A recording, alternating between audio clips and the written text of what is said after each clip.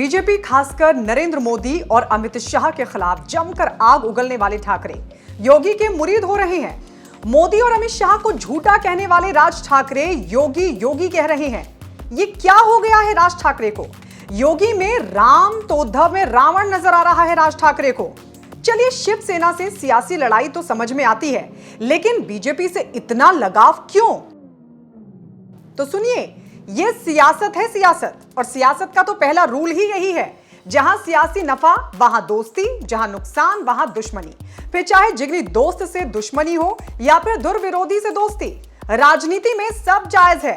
तभी तो देखिए ना, एक वक्त पर हिंदुत्व की कट्टर समर्थक शिवसेना की विचारधारा कहां कांग्रेस एनसीपी से मेल खाती थी, लेकिन सत्ता के लिए आ गए ना साथ और बना ली महाविकास अघाड़ी की सरकार। राज ठाकरे ने खुद कांग्रेस एनसीपी के लिए चुनाव प्रचार किया था, अब बीजेपी से प्यार।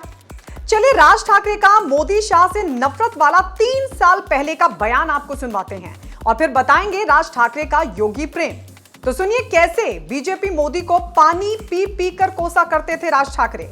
मुझे लगता है कि मुझे पूरे देशवासियों को बताना चाहिए कि दो लोगों ने, अमित शाह और मोदी ने, देश की क्या हालत कर रखी है। ये सारे देश के सामने रखने के लिए मैं कैंपेन करूंगा इनके खिलाफ, जो मैं कर रहा हूं। जी हां, साल 2019 जब एक चैनल को दिए इंटरव्यू में राज ठाकरे से लोकसभा चुनाव ना लड़ने को लेकर सवाल पूछा गया तो उन्होंने ये जवाब दिया था। लेकिन राज ठाकरे यही नहीं रुके, मोदी शाह को लेकर और क्या जहर उगला उन्होंने, आइए सुनिए। नरेंद्र मोदी ने इतना झूठ बोलकर रखा है इस देश में, पिछले 5 साल में और 5 साल के पहले भी। 2014 से पहले वो अलग बात करते थे और 2014 के बाद वो अलग बात करते हैं। राज ठाकरे ने यहां तक कहा कि मैं जनता से अपील करता हूं कि नरेंद्र मोदी दोबारा पीएम नहीं बनने चाहिए। अब ठीक इससे उलट हाल ही में मस्जिदों से लाउडस्पीकर हटाने को लेकर उनका बयान सुनिए। दुर्भाग्य से महाराष्ट्र में हमारे पास कोई योगी नहीं, सिर्फ भोगी है। देखा राज ठाकरे का योगी प्रेम। अब जरा देखिए कैसे राज ठाकरे ने देवेंद्र फडणवीस की पत्नी के ट्वीट की तर्ज पर हूबहू भोगी शब्द का इस्तेमाल किया, क्योंकि उनसे पहले राज्य के पूर्व सीएम देवेंद्र फडणवीस की पत्नी अमृता ने लाउडस्पीकर मामले को लेकर उद्धव सरकार पर निशाना साधा था और लिखा था, ए भोगी, कुछ तो सीख हमारे योगी से।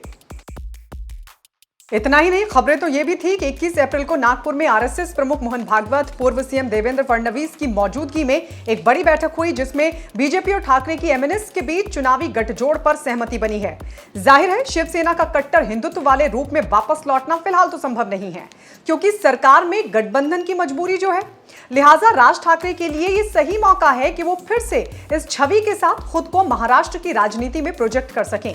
और वैसे भी एमएनएस की हालत इस वक्त जग जाहिर है। महाराष्ट्र विधानसभा में एमएनएस के कभी 13 विधायक थे, आज महज 1 विधायक है। ऐसे में सियासी पिच पर लाउडस्पीकर का मुद्दा और बीजेपी का साथ महाराष्ट्र की सियासी परिस्थितियों के हिसाब से राज ठाकरे को सूट कर रहा है। तभी बीजेपी को लेकर उनके सुर और समझ दोनों बदले बदले दिखाई दे रहे हैं।